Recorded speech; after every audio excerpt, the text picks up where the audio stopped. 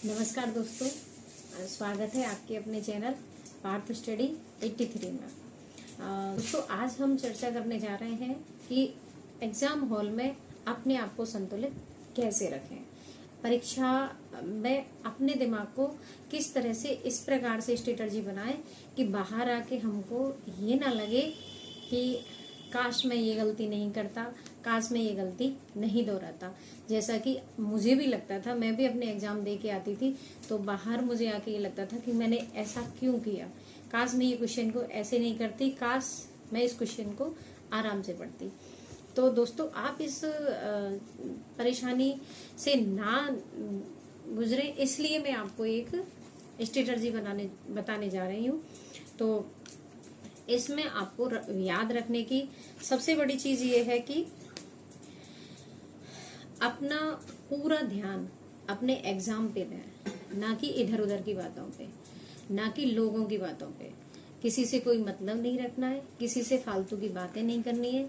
जाके अपना कमरा चेक करके, अपनी सीट अच्छे से चेक करके और वहां पे आराम से बैठ जाना है। अपने आप को उस कमरे से फैमिलियर करवाना है।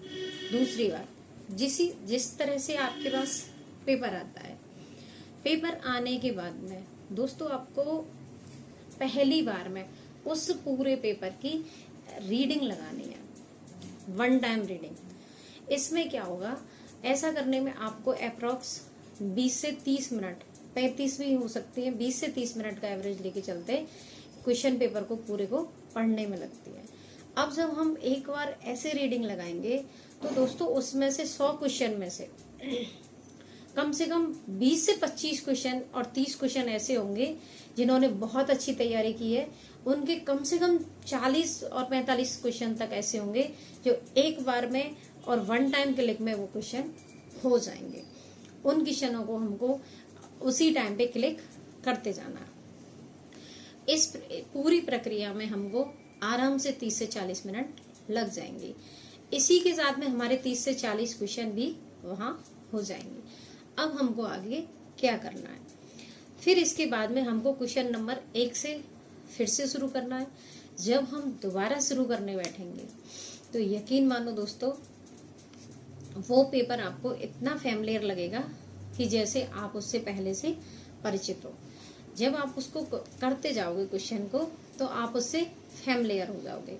और दूसरी बात, जो क्वेश्चन आपने 100 क्वेश्चन आपने वन टाइम में जब पढ़े थे, रीडिंग लगाई थी मोटी मोटी, तो वो सारे क्वेश्चन अपने अनकॉन्शियस माइंड में चलते रहेंगे। ऐसा क्वेश्चन जो एक बार में सॉल्व नहीं हुआ है वो आपके अनकॉन्शियस माइंड में चलता रहेगा। उसमें क्या होगा कि आपको वो क्वेश्चन भी आंसर भी याद आते जाएंगे जो आंसर आप दिमाग में नहीं ला पा रहे हो। इसी प्रकार से आपको आगे बढ़ते जाना है। तीसरी बात, आपको हर क्वेश्चन को अच्छे से पढ़ना है। क्या सही है, क्या गलत है कि नहीं है तो क्यों। आजकल क्वेश्चन थ्योरेटिकल बड़े आने लग गए हैं। इन सब चीजों को हमें अपने लिए फैमिलियर बनाने के लिए हमको आराम से क्वेश्चन को पढ़ना है। आप ये सोच रहे होंगे कि मैडम ये चीजें हमको एग्जाम हॉल से बाहर अच्छी लगती है। नहीं मित्रों, मैंने भी असिस्टेंट प्रोफेसर के एग्जाम में ऐसे ही किया था, अपनी स्ट्रेटजी को ऐसे ही बनाया था। मेरी तैयारी भले इतनी अच्छी नहीं थी, लेकिन मैंने हर एक क्वेश्चन को टाइम दे के पढ़ा था। हर एक क्वेश्चन में जो ऑप्शन नहीं आ रहा था मेरे से, उसको मैं एलिमिनेट करती जाती थी। जो मुझसे आ रहा था मैं उसको एक बार में ही टिक कर देती थी।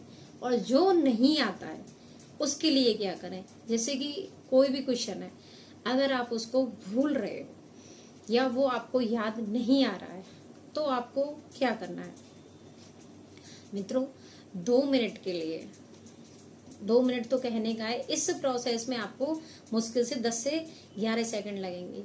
आपको क्या करना है, करना ये है कि जिस वक्त आप उस टॉपिक को अपने घर पे या लाइब्रेरी में जहां बैठ के पढ़ रहे हो, हमको 2 मिनट के लिए अपनी आंखें बंद करनी है। उस पूरे प्रोसेस को, जिस प्रक्रिया में हमने उस टॉपिक को, उस बुक को, उस किताब को पढ़ा है, पूरे उस माहौल को अपने दिमाग में फिर से रिन्यू करना है। जिस प्रकार से आप उसको रिकॉल करोगे प्रोसेस को, तो यकीन मानो आपको 99% उस क्वेश्चन का आंसर याद आ जाएगा। क्योंकि जब हम उस पुस्तक को, उस समय को, उन चीजों को याद करते हैं तो हमारे दिमाग में जो चीजें पीछे सेव होती हैं वो अपने आप रिकॉल होने लग जाती हैं। इस सब प्रोसेस को करने के लिए हमारे दिमाग को मुश्किल से 10 से 11 सेकंड लगेंगी और आपका क्वेश्चन सही होने के 99% चांस रहते हैं। इसके अलावा अब हमको क्या करना है कि जैसे आपने किसी क्वेश्चन को पढ़ा और पढ़ते ही उसमें एक बार में आपके दिमाग ने ये कर दिया कि इसमें ये आंसर है, उस आंसर को, ऑप्शन को हमको बदलना नहीं है। 99% दोस्तों आंसर वही होता है, क्योंकि जब हमने पढ़ा होता है तो हमारे अनकॉन्शियस माइंड में वो चीजें सेव होती रहती हैं। जैसे ही चीजें हमारे सामने आती हैं और वो चीजें हमको सामने आते ही हम तुरंत पहचान जाते हैं कि ये वो चीज है। आप अगर इस चीज पे यकीन नहीं कर रहे हो तो आप किसी शादी में जाते हो, किसी व्यक्ति से आप परिचित होते हो या फिर वो अपरिचित होता है और आपको उसका नाम याद नहीं आता है, लेकिन जैसे ही वो व्यक्ति बताता है कि मैं आपसे उस शादी में, उस प्रोग्राम में मिला हूं, तो आपको एग्जिट उसकी डेट, टाइम, समय और नाम और उसके साथ कौन कौन था, सारी चीजें अपने दिमाग में रिकॉल होने लग जाती हैं। यही चीज हमारे साथ एग्जाम हॉल में होती है। जो क्वेश्चन हम करते हैं उस क्वेश्चन पे हम जब बार बार अपने दिमाग में जोर डालने का प्रयास करते हैं तो वो चीजें हमको याद होना शुरू हो जाती हैं और हमारे क्वेश्चन सही होने लग जाते हैं। अब हमको क्या करना है, हमको अपने समय प्रबंधन पे फोकस करना है। इसी प्रकार अब एग्जाम में हमारे कथन और कारण वाले क्वेश्चन आते हैं, तो उन क्वेश्चनों को हमें किस प्रकार से हल करना है। तो मैं कंफर्म तो नहीं, बिल्कुल कंफर्म 100% नहीं कहती कि ऐसा आपको करना है, लेकिन 99% ये काम वर्क करता है। क्या? जैसे आपने कथन को पढ़ा, कथन को पढ़ने के बाद में आपको उसके कारण को कथन से रिलेट करना है। क्यों, कैसे, कब। अगर ये चीजें आप वहां कारण से और कथन से कारण को रिलेट कर पा रहे हो तो समझ जाओ कि कारण आपका सही है। और अगर आपको लगे कि कथन बिल्कुल अलग है, कारण इसका बिल्कुल अलग है, तो आप समझ जाओ कि ये क्वेश्चन हमसे उस पूरे क्वेश्चन को अच्छे से डीप अगर किसी ने रीडिंग की है तो ही उनको नहीं कर, मतलब अगर किसी ने अच्छे से उस क्वेश्चन को रीडिंग की है तो उस क्वेश्चन को वो वहां पे तभी सही कर पाओगे और तभी सही करने का प्रयास करना। ऐसा बिल्कुल मत करना कि तुक्का लगाओ, क्योंकि इसमें नेगेटिव मार्किंग रहती है और नेगेटिव मार्किंग में अच्छे परीक्षाओं के परिणाम बदल जाते हैं।